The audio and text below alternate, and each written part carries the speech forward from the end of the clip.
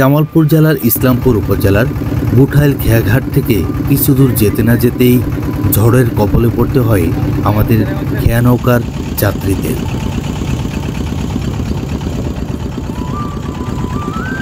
ঘন কালো মেঘে ছেয়ে যায় পুরো আকাশ, চারদিকে ঘনিয়ে আসে অন্ধকারচ্ছন্ন পরিবেশ।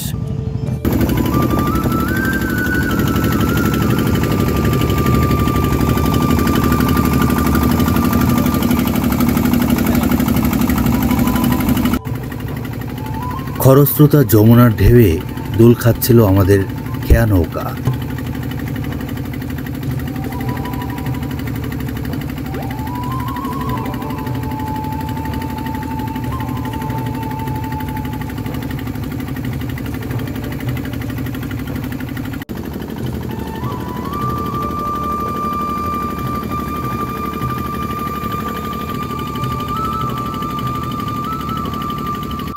ঝড় বৃষ্টি উপেক্ষা করে আমাদের খেয়া নৌকার মাঝি রফিকুল ভাই সাহস নিয়ে চর শিশুয়ার ঘাটের দিকে এগিয়ে চলছেন।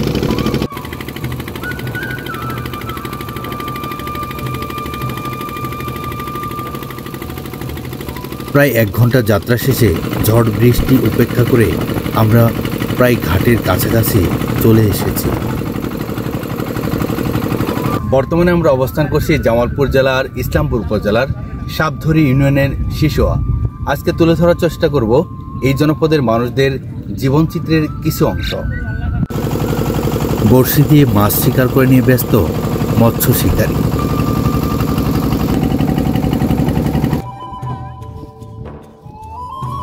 প্রায় 1 ঘন্টা যাত্রা শেষে আমরা পৌঁছে গেলাম চর শিশুয়া।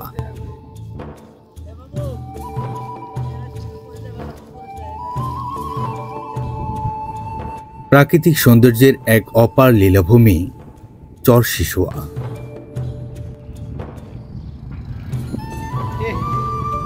খেয়াঘাটে নামতে না নামতেই দেখা মিলল সংগ্রামী জনপদের মানুষদের প্রতিদিনের দৈনন্দিন কর্মকাণ্ডের চিত্র।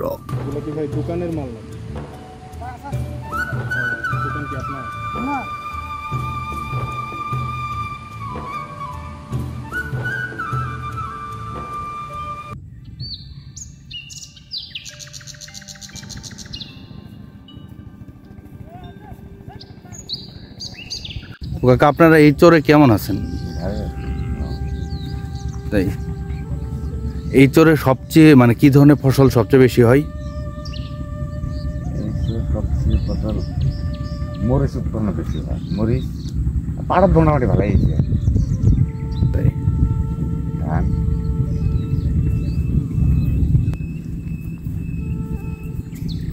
সূর্যোদয় থেকে শুরু করে সূর্যাস্ত পর্যন্ত ব্যস্ত এই জনপদের সাধারণ মানুষরা তাদের দৈনন্দিন কাজে।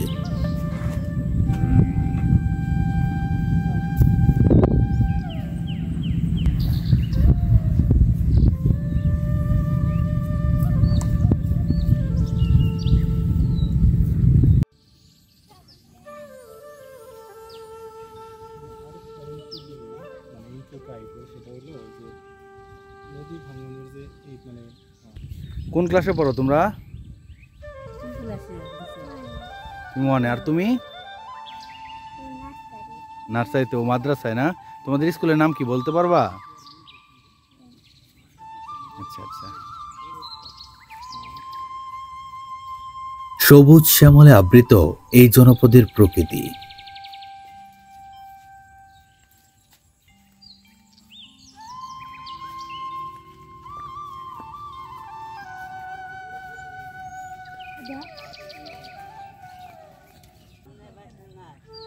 এই জনপদের মানুষদের প্রধান পেশা হলো কৃষিকাজ।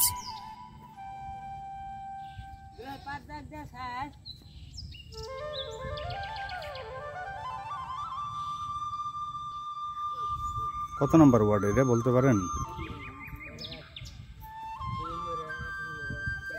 প্রজাপতি তো সাপধরি ইউনিয়নের।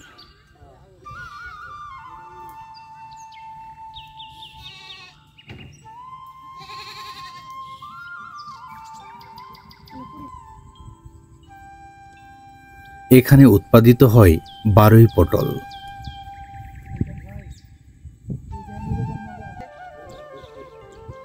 ভাই কি খেতে সার দেওয়ার জন্য না বীজ দেওয়ার জন্য?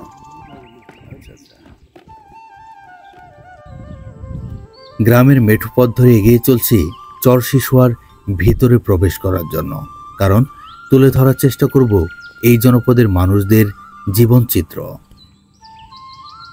চর শিশুয়াতে আসলে আপনারা কেমন আছেন এখন? আছি মোটামুটি আলহামদুলিল্লাহ, কিন্তু আমরা একটা দিক দিয়ে সমস্যা মনে হইতেছি, সেটা হলো আমাদের নদী ভাঙ্গন। নদী ভাঙ্গনের জালে আমরা অনেকটাই দুশৃঙ্খলাত পড়ে গেছি।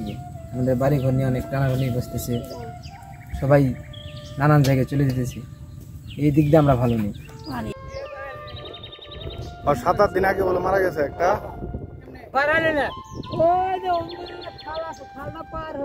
এই জনপদের প্রাকৃতিক সৌন্দর্য দেখে যে কেউ বিমোহিত হয়ে পড়বে।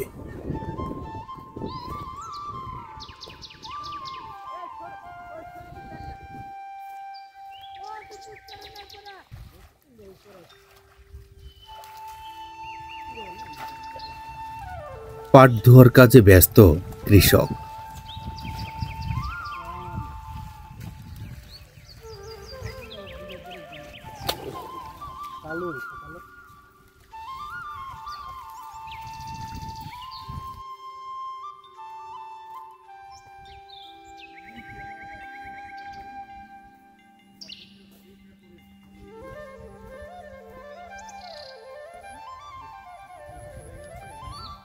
হ্যাঁ, যাওয়া যায়। কিছু দূর যেতে না যেতেই দেখা মেলে নতুন বাড়ি, কারণ এই জনপদের মানুষ নদী ভাঙনের শিকার।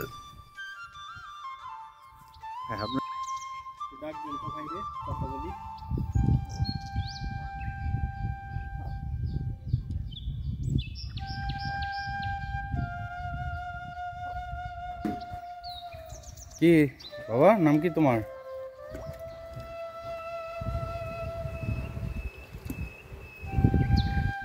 এই জনপদের মানুষগুলো কতটা কষ্ট আর কতটা পরিশ্রমের মধ্য দিয়ে জীবন কাটায় কেবলমাত্র সেখানে গেলেই দেখা মেলে।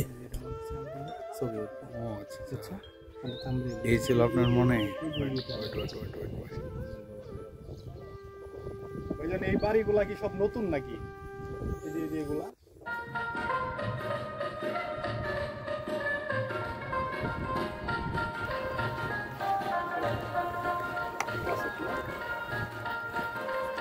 কিশোর তার নতুন হাত জাল দিয়ে মাছ ধরা নিয়ে ব্যস্ত।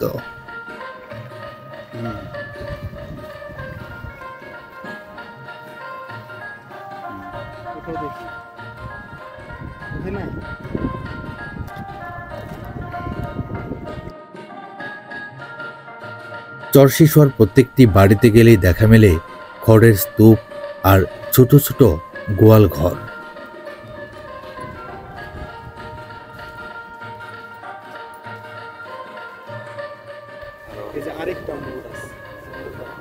বর্তমান যুগে প্রকৃতির এমন অপূর্ব দৃশ্য খুঁজে পাওয়া মুশকিল।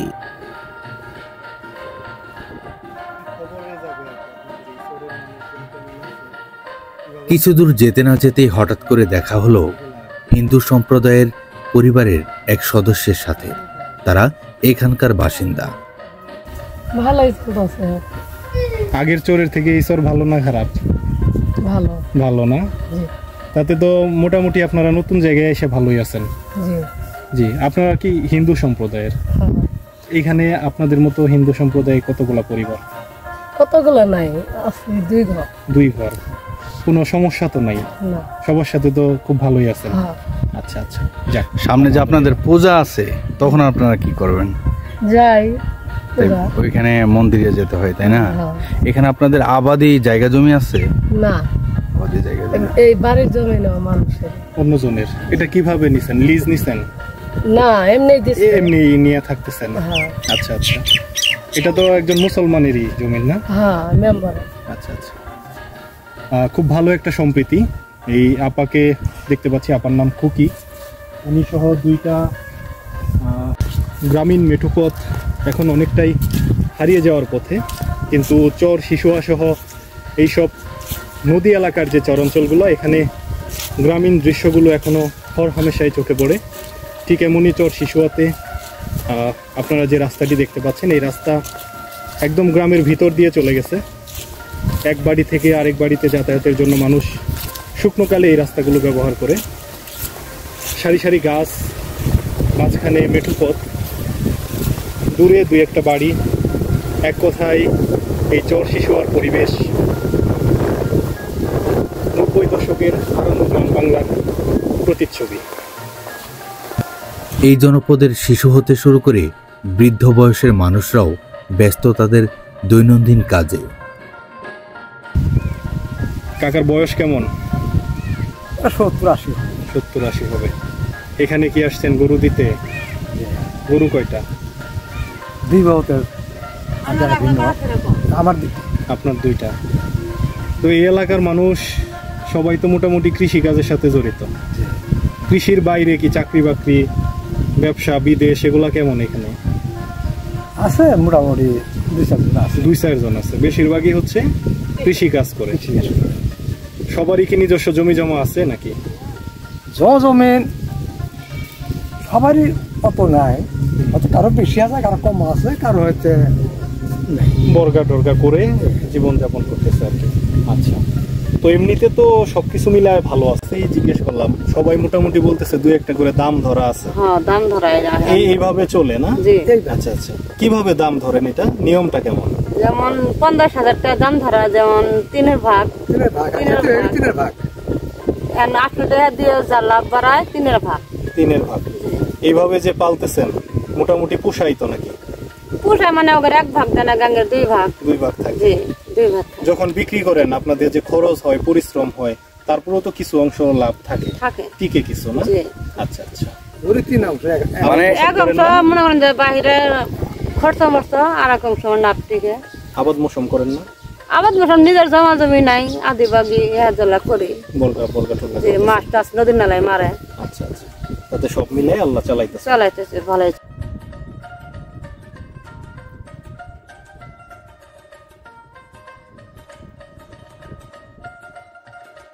সুনীল আকাশে নেচে আবাদি ফসলের মাঠ।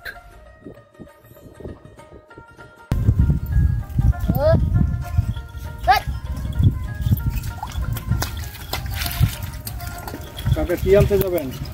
পুরি পুরি? কত দূর?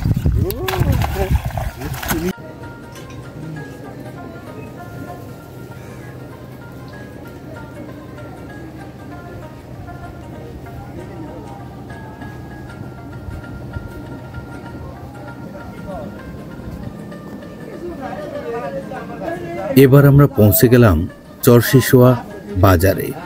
এখান থেকেই এই জনপদের মানুষরা তাদের নিত্য প্রয়োজনীয় জিনিসপত্র ক্রয় করে থাকেন কিংবা বিক্রয়ও করে থাকেন। তবে এই জনপদের মানুষরা যথেষ্ট অতিথি পরায়ণ। 19 বার বাড়ি আমি টানা দিছি বা 19টা ভাঙ্গা দিছি। আপনি সর্বপ্রথম আপনার বাড়ি কোন চরে ছিল? শিশুয়া, চর শিশুয়া এখানেই ছিল। মানে একবার এই পাশে যান, একবার এই পাশে আসেন, এইভাবে। তার বাদে এই চরত না আরেক চর যাই, আরেক চর যাই, এইভাবে 19টা বাড়ি ভাঙ্গা দিছি, টানা দিছি। এখন যে বাড়িটাতে আছেন এটা কতদিন আগে করছেন? এটা ওই বছর অনুমতি হয় 8-9 বছর। মানে এটাই মোটামুটি বেশি দিন ধরে ঠিকছে আপনার নাকি? না, ওটা আসলে বেশি দিন। কত বছর এটা? ওটা আসিল বোধহয় 50 বছর আসিল। আগেরটা ওরা বড় ভাইয়ের হোটেলে হতে পারে। হোটেলে? চাচা ভাই। আচ্ছা আচ্ছা, ঠিক আছে।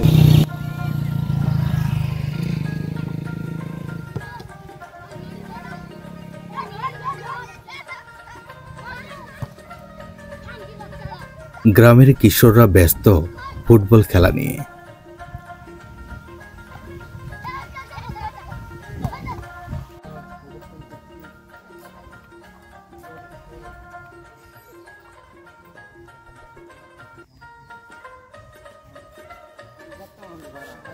এটি হলো চরশিশুয়ার একটি সরকারি প্রাথমিক বিদ্যালয়। এবার আমাদের চরশিশুয়া থেকে বিদায় নেওয়ার পালা, কিন্তু আবারও মুষলধারে বৃষ্টির কবলে পড়তে হলো আমাদের। কিন্তু বৃষ্টির মধ্যে হঠাৎ করে ঘাটে নৌকা চলে আসায় আমরা নৌকায় গিয়ে উঠে পড়লাম।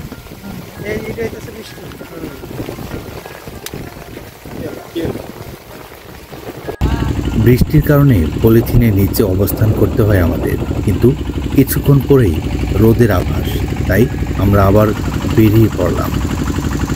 ধন্যবাদ সকলকে পাশে থাকার জন্য। আবারও দেখা হবে নতুন কোনো প্রতিবেদনে।